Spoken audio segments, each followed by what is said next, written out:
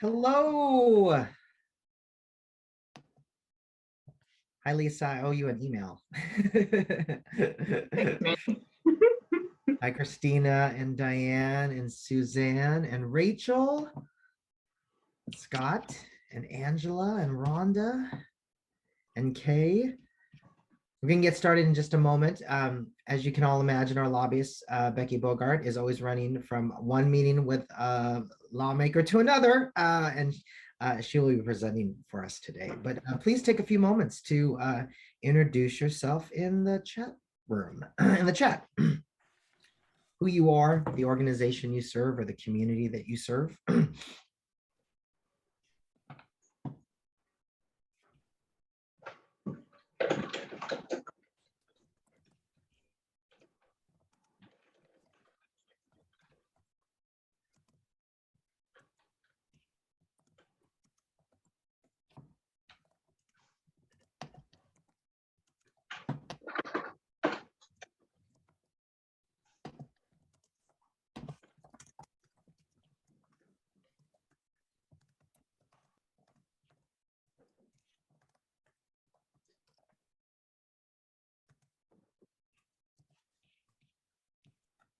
All right. Well, as we're waiting for Becky to join us, I'll just introduce myself and give you a little overview about cultural access. My name is Manny Kowalin. I'm the Executive Director for Inspire Washington, your cultural advocacy organization. And we're really thrilled that you have signed up to be an advocate for the legislative session, and specifically for House Bill 1058. What a session. We are now 3 weeks into the session, and it has been a flurry of activity. If I was to give you a really, really brief overview, I think we should all be really happy about the number of critical, significant proposals for support before the legislature. This is really not normal for what is typically a supplemental budget year, a year where they just make simple adjustments and amendments to the budget. But several things have made it very different this year. There's been surplus from tax collection, so they have extra money, and they still have a significant amount of federal money that was granted to them through the American Rescue Plan. So they just have more funds. And also, of course, there's a lot of real challenges facing our state due to the pandemic and a variety of other things. So, and because, let me tell you why this session is also pretty unique. Because of the Omicron variant, it is once again a virtual session. So our lawmakers are not meeting in real Olympia, they're meeting in virtual Olympia. And I hope, as we all know in our work, it makes things a lot more challenging in any area of work, the kinds of conversations they have and all the things. So once again, this is a challenging year in the legislature, but there's a lot of significant and critical opportunities that they will be deciding upon. So far, as we are already 3 weeks into the session, there's a number of things that we can feel really good about. And I want to give you a list because I want you to show that there's really good momentum.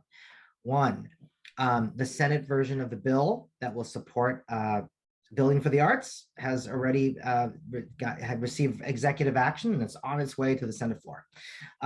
There's been a lot of incredible activity around Senate Bill 5878, which will provide funding and enforcement of arts education across the state for every school, for every class.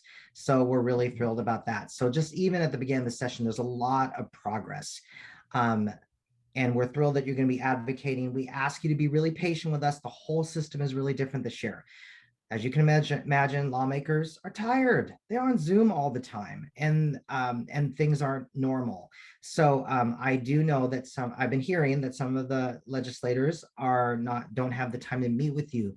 But what we're asking you to do is to be advocates. And that may mean that you will advocate through an in-person meeting with your elected officials. It may mean that you will advocate by meeting with one of their legislative aides. Don't take that as a negative. The aides keep them on track, right? So that's still a good thing. It may also mean that you will actually not advocate through a meeting if they just don't have the capacity to meet with you, but you can still urge them through email. Imagine sending them an email and communicating all the things that are important to you. And actually, if you're going to send an email, why don't you reach out to 20, 40, 50 friends of yours and see if you could add their names to your email to show the broad support of all of these cultural opportunities. So I'm just asking you to be a little bit flexible. Things are very, very different and super challenging, but there's a lot of momentum going for our requests. And I think there's a lot of things we can feel good about. But today we are here to talk about House Bill 1058 and the need to keep that bill moving. And I'm really grateful for the hard work of our lobbyist, Becky Bogard, who's right here, who can talk more about what the Cultural Access Program is and how the councilmanic authority will expand the opportunities to implement this program across the entire state. So I'll turn it over to Becky. Thank you, Manny. And to kind of emphasize this point about the difficulties of the session, I was sitting on a Teams link thinking I was already here. And then I got a text that said, no, different link. So sorry for being a little bit late. As you know, I want to talk a little bit about logistics of the session first, because it's important with respect to House Bill 1058. This is the second year of a 2-year cycle, and it is a 60-day session. It started started January 10th and is due to end on March 10th. So things are moving fast. We hit our first deadline next week, February 3rd. All the bills that were not passed last session in 2021 remain alive this year. And in fact, 1058 is one of those pieces of legislation. You may recall that 1058 was introduced last year with a fairly large number of co-sponsors and referred to the Finance Committee. We were one of the first bills to be heard in the virtual system. And that had its pluses and minuses. We were right out there early on in the session, but I have to say that in retrospect, I might have tried to organize the hearing a little bit differently, were we to do it a little bit later in the session. Nonetheless, there was a lot of discussion about it. We had some issues with people not, and this was the downside of the way the legislative session is working. We couldn't contact members quite as easily as you can when you're able to walk around in a room and say, hey, I need to talk to you about this quickly. We did our best and we got close, but we needed some more votes in order to get the bill out of committee. So the bill remained in committee, and it was there at the beginning of the session. And if you will hang on, I just have to, okay. So when the session started, I went to the chair, who is Representative Noelle Frame from the 36th Legislative District. In fact, she has many, many large cultural as well as small cultural organizations in her district, and said, we'd really like to bring this bill up because, frankly, the need for this kind of assistance that can be generated through this program has not declined. It's grown over the last year. As you all have opened up, your costs have expanded. We have seen that, I am astounded at what people are paying on testing just to keep their venues safe and to be able to get people back into these venues. And I said, we really need this bill more than more than we did last year. So let me step back and remind you what the bill does.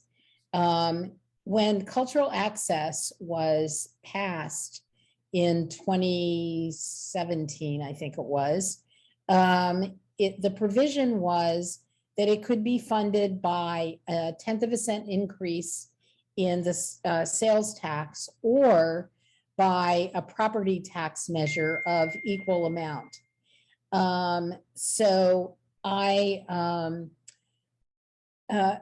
Except in King County. In King County, you could only use the sales tax. In the bill, as it stands now, you have to go to a vote of the people to get approval. And as you know, we have only had one program that's done that, and that was in Tacoma. The King County went to a vote of the people, and we lost after a very expensive campaign by less than a percentage point. So we had believed that maybe we should look at being able to do this by councilmanic authority. What that means is that either the county or the city, the legislative body of either the county or the city that is authorizing the tax would be able to impose it. It could still go to a vote of the people if they wanted to. We weren't taking that away, but we were adding a different way of doing this. So in some areas, and this has been kind of an interesting dynamic. I'm going to get political for just a minute. Republicans typically don't like taxes imposed unless people vote on them. That's not necessarily the same as for Democrats. But what we ran into last year is that there was also a really justified feeling about imposing new taxes, especially on lower income people. The fact that this is $12 a year total, maybe 15, that wasn't really making an impact. It was what they thought could be a new tax, because remember, we're not imposing the tax under this law. We are giving the local legislative authorities the ability to impose the tax. In your mind and my mind, because we're all rational people, that's a big difference. But sometimes that's not true in other people's minds. A legislator, they were afraid of being accused that were going to vote for a tax. So we didn't get the bill out. We've been talking in the interim to many of the committee members, and I think we have a fairly good handle on where many of them are now. Interestingly, there are at least 2, if not 3 Republicans who feel like the situation for the arts has gotten much worse, and they are willing to allow this to go through. Now, again, I want to emphasize, we're not asking the legislature to impose a tax. We're asking them to look at a different process for imposing it. So I have had conversations with Representative Frame, the committee chair. She is going to talk with her Democratic colleagues, and within the next week, they will make a decision about whether or not they want to bring this up.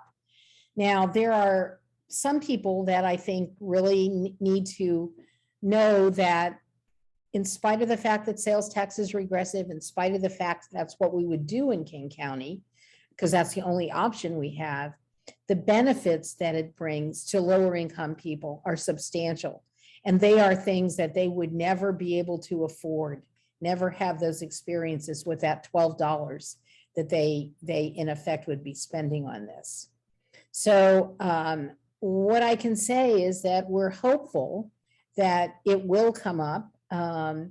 If not, it doesn't mean we can't do cultural access. It simply means we have to do it a different way, and we have to go to a vote of the people. So that is still an option in King County.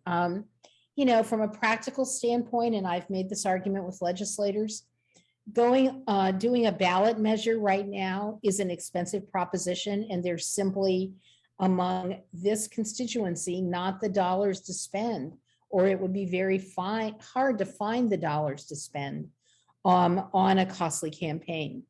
And that it is most important that we get this, that we have this tool so that we can try to get this funding and get this funding stream going. I don't know if Manny mentioned it before I got on the call, but we do have a new program coming. Olympia is putting it on the ballot in, I believe, April, Manny, is that right? April 26th. Yeah. So, I expect it to pass in Olympia. Having spent a lot of time in Olympia, people around there know there's really not a tax that Olympia voters have seen that they don't like. So I kind of expect it to be approved, but we'll see. In the meantime, though, we need to get this through for King County and for other parts of the state, and especially other parts of the state who may need this equally as bad. So I'm going to kind of stop there, Manny, and answer questions, take comments or whatever about this issue. Hey, Manny, this is Scott Morris. Hi, Becky. Hi. You mentioned a February 3rd deadline. Yep. Is that the deadline for getting the bill out of committees? Yes. And so that's what Noel Frame is working on. Right. Yeah. Okay. I do believe that she is supporting this, even though she doesn't like sales tax. I mean, she knows that this is a problem for this district, for her district, and for this particular segment of business. One other question, are there particular legislators on the committee on the D side that it would be helpful to aim some Sure. advocacy at? Actually, I can even give you a couple of Republicans. I think it would be good. First of all, I think Frank Chop. I kind of feel like it's going to be very difficult for him to vote for this, but he did this very same thing for the housing bill that was part of the package when cultural access was passed. So it was okay in his mind to allow councilmanic for housing, but he didn't want to, I don't think he wants to do it for this, but pressure on him. He's got all those art, he's got tons of institutions in his district. So I think he's one. I know what various members' issues are. Tina Orwell is concerned about another tax that was something she really originated. It's a suicide prevention line tax. And there's a bill to repeal that. And she is so dead set against that. She's not wanting to vote for anything else until that's decided. So, and then Melanie Morgan in the, I believe she's the 29th legislative district. She's in South Tacoma. And it's like the Bethel School District and all that. Melanie doesn't think her districts ever benefit from any of these institutions. And if any of you are part of organizations that have done outreach to the school districts, it was Bethel, Spanaway, and I can't remember the other one. There's a third school district down there. Melanie Morgan is one that, you know, you might want to contact. On the Republican side, I think Drew Stokesbury has been supportive in the past and would be again. It's the downside of the virtual world. I haven't been able to get a call with him, although I do have one next week. And there are a couple of other Republicans who have said, Brandon Vick from he's north of south of Longview, and Rob Chase from Spokane have both said they thought they would support this. So I'm hopeful the votes are there. I mean, I guess the question will politically boil down to whether, if there aren't enough votes on the Democrat side, will the Republicans help get this out of committee? Thanks. If there aren't enough votes on the Democratic side, is Noel Frame going to move it forward, or is she just going to kind of let it sit? She might. I don't think she has decided yet. She wanted to talk to her caucus.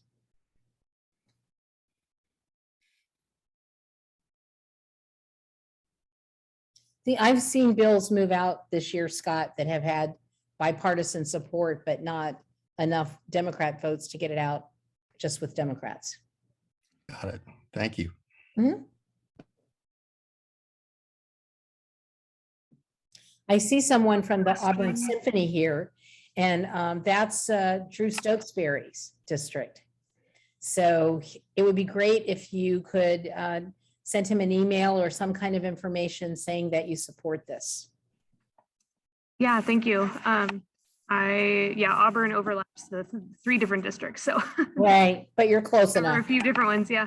I did have a question. If the making this tax councilmanic, does that affect how the tax is distributed? Is that if that makes no more so than it does going to the people, because if you might recall that when this when it was voted on by the people in King County, what you were voting on was an ordinance, and the ordinance had been drafted and formulated with the help of all of us. It was a long, dreadful process, but it was, you know, with For Culture and with people from then Cultural Access Washington and a number of others who helped form what that program looked like. And it was that ordinance that you were approving or disapproving. So I don't think, actually in many ways, This makes it easier to fix. So if there's a problem with the program, you can fix it by ordinance. It's a little bit more difficult sometimes to fix something if it's been voted on by the people.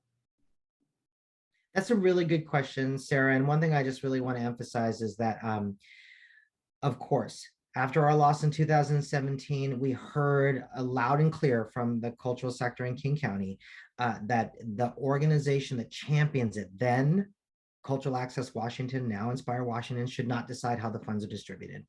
And so we did go back to the legislature. That was kind of lost in the beginning, in the ramp up to the pandemic, because right the week before things got shut down, our bill was approved and all of the provisions, the funding formulas, all stripped out of the bill. For culture will decide how the funds are invested through negotiation with the council members that will put it on the ballot or vote on it councilmanically. We will not do that. We will be the cheerleader and the proponent for the campaign. So that's a really good question. And I just really want to emphasize that, that we're not going back to those times. We're not creating any mechanism where the legislature or me personally will be deciding how those funds are distributed. We all trust in For Culture's ability and the council process that will determine that ordinance. This is Scott again. Sorry to be asking so many questions, but if you look at the list of Democrats on that committee, you know, in my area on the east side, Amy Wallen is supportive and Larry Springer is supportive. Obviously, wouldn't hurt to, you know, encourage them to speak out in favor of it. Are there others that who we are regarding as supportive, whom we ought to encourage to be active in speaking up for the bill and maybe talking to their colleagues? Well, I think that April Berg, who is the vice chair of the committee, is very supportive. She's from Snohomish County. Alex Rammel is another one. And actually, I think, isn't Neelan Ty on that committee? Yeah. Scott, do you have it? Yeah. Yeah, Neelan could probably stand some reinforcement. She's fine, basically. Mm-hmm. But getting her to speak up is what really needs to be done. I firmly believe both Larry and Amy will be good, loud advocates. And I know April Berg is up in Snohomish County. Okay. Well, If you have the committee list in front of that you. gets you to 5, right? You need what, about 6 or 7? Something like that. Well, you Yep. got Noel. Yep. I'm just looking at the list that was put in the chat. Harris Talley is another one that could stand some reinforcement. I think ultimately she'll vote for it, but she's been a little bit soft. She also is concerned about the sales tax issue and the impact on low-income people. Wiley is the other Democrat, and she's solid. Who is that? Hey, advocates, here's Karen something I really Wiley. want to share with you, because this came up just because Becky brought up our meeting with our Representative Harris Talley, is she brought up some really good points. And here's something I don't want you to take the bait on, right? Of course, you're going to hear a lot of grumbling about regressive taxes. I really want you to assert that you are you are community focused. You create cultural programs. It is not our sector's job to fix the tax structure, right? And sometimes they kind of put you in that place. I've been in that conversation before where they start talking about the tax structure. I mean, you can certainly, perhaps your political beliefs will have you agree with them, but to really assert this is we all believe in the importance of our programs. We are creating a program whose intent is to increase access to people who don't have great access to cultural programs. And this is the only resource to support that. Yeah, I think, Manny, the better, a slightly variation on that answer, because I worry that somebody would say, well, but you're just making the system worse. You know, we realize it's not your job to fix it, and adding another sales tax makes it worse and all of that. And I think the better answer is we don't have a choice right now. Yep. And if and when the tax system is reformed, we'll be glad to look at a different way to do this through a different mechanism. But right now, this is really the only choice we have. Absolutely. Agreed. And we're really here to serve those communities. Absolutely, we are. Yep. I mean, I look at what underserved and low income get out of this, it's really a good bargain. I mean, if you think about a lot of the benefits that will accrue to them through these programs, that they're going to put $12 into. Yep. I saw Mary Grace is on here, and I don't know if there's certain arguments that you have had to use with your community that would be useful, Mary Grace. Hi. You know, we're just really beginning that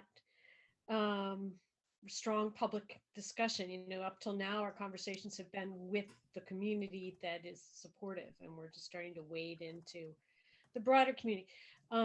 What we're focusing on is the message that, you know, this investment in the community will attract more people and generate more revenues for Olympia.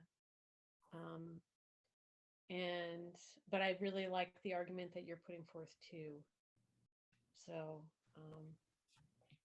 I don't know what else I have to add right now. I wondered if Tacoma Creates has been able to document an increase in sales tax attributable in any way to the additional festivals and visitorship into downtown. I don't know that they've documented that. The information I've seen has been in things like attendance and, you know, what the kinds of programs that they've done through Tacoma Creates participation. Lisa's here. Lisa has her hand raised from Tacoma Creates. Hi, Lisa. Hello. Yeah, we haven't, Mary Grace, we haven't been able to document that, mostly because there hasn't been enough in-person activity so far for that to have happened. Fair. Even aside from that, I'm not sure that we're going to get to that level of data anytime soon. What I was going to say, though, in response to this whole question about the regressive tax, because we did get a lot of questions about that. We still do. It's challenging. I doorbelled for Tacoma Creates, and in a part of town that is considered an upper income part of town, but there was a woman on a fixed income that really, you know, pushed back on it. And anyway, the thing that we try to frame as one of the things that we talk about is saying, yes, we know that's why we are super intentional about thinking about the return on investment and how we focus the return on investment in ways that benefits communities that have been most impacted by systemic oppression. So it's imperfect. It's not necessarily going to be a satisfactory answer in all situations, but that's just one angle that I wanted to share. Return on investment is a much better way to think about it. Thank you. Yep. Are there any questions about just the program Cultural Access, what it is? I'll give you a really quick overview of where the interest is. So we're really thrilled. Way to go, Olympia. We are all looking with enthusiasm and excitement for the vote in April. But there has been interest across the state. Prior to the pandemic, there was interest in San Juan County. There's interest along the down along the Columbia. Spokane even conducted a study for it, right? So imagine this, for all of our communities, every community should have a tool in the toolbox, another tool in the toolbox for implementing this program. Especially during these turbulent times. I mean, imagine how great councilmanic authority would have been at the start of the pandemic when all of our work was shut down. Maybe perhaps our city and county councils would have been quick to implement cultural access as a way of ensuring that there was still recovery funding and relief funding. So it does have great potential for statewide impact. We also think that outside of the conversation of just of creating a cultural access program, that there's other ways it can be implemented. We have certified creative districts throughout the entire state, and those communities to prepare their application as a certified creative district had a civic discussion, and they created a creative district plan. So a cultural access program can be a contributor to implement their plan. There's lots of ways it can be, a community can implement it for different purposes. So all good reasons. It's not just about King County, but yes, Olympia will vote on April 26th. That is already in motion. We hope that King County will implement the program, either because we succeed and deliver 1058 and King County Council will carry that baton and implement it, or because we go to a public vote later in the year. But King County will be the next community we see. But it will sure be a lot easier to win cultural access if we didn't have to campaign, because this is just a really hard time to imagine mounting a campaign.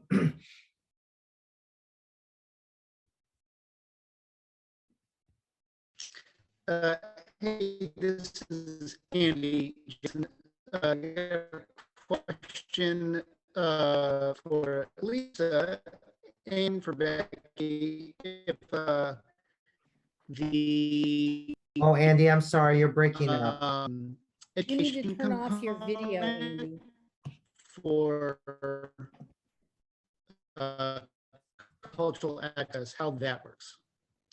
My question was, how does what's the education component for cultural access? I know money does not go directly to school districts, but how do cultural access partners work with the school districts if cultural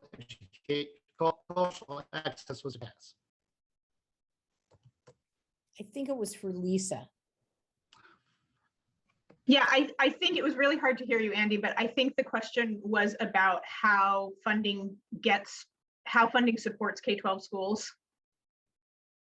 Yes. Okay. How it gets to K-12 schools. Yeah. So you're right that the legislation doesn't allow for payment for programming directly to the schools. There's a whole bunch of things that Tacoma Creates is able to do. The first thing is that funding to cultural organizations to work in partnership with Tacoma Public Schools, and that includes both after-school programs with the really growing expanded learning opportunity network in Tacoma. That includes things like artist residencies or science residencies, anything that happens during the school day. It includes organizations that have created curriculum enhancements, even if they don't actually present in the classroom. It can include professional development workshops for Tacoma Public Schools teachers. We also can pay what we worked out in our what's in the Tacoma Municipal Code from the local legislation is that we can pay for system support in a way that's different from programming support.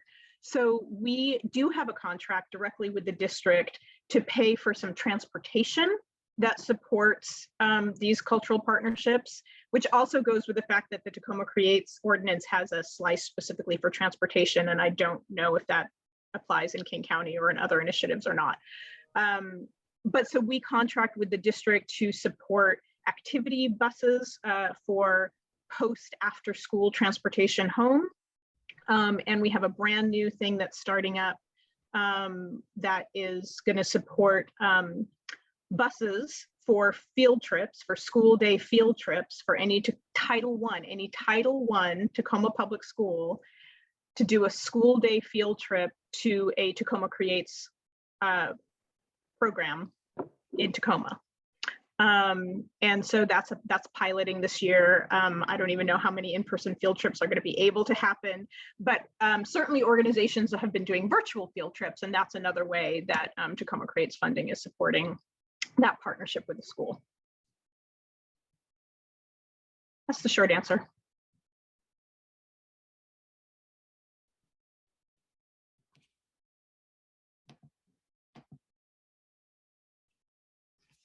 Great. Any other questions?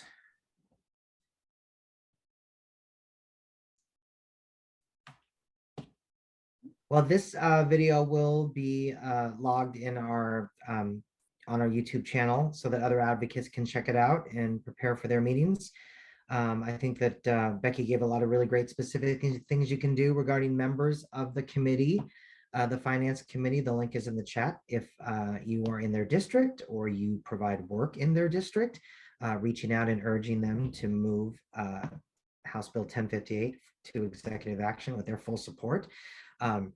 But generally everyone, it is our hope that it will make it to the House chamber. So therefore every lawmaker will vote on it. And then that's where we need all of you to be advocating for their support as well. Anything else, Becky? I think that's it. All right. Reach out anytime you like. Thank you. So much. Yes. Thank you. I'll stick-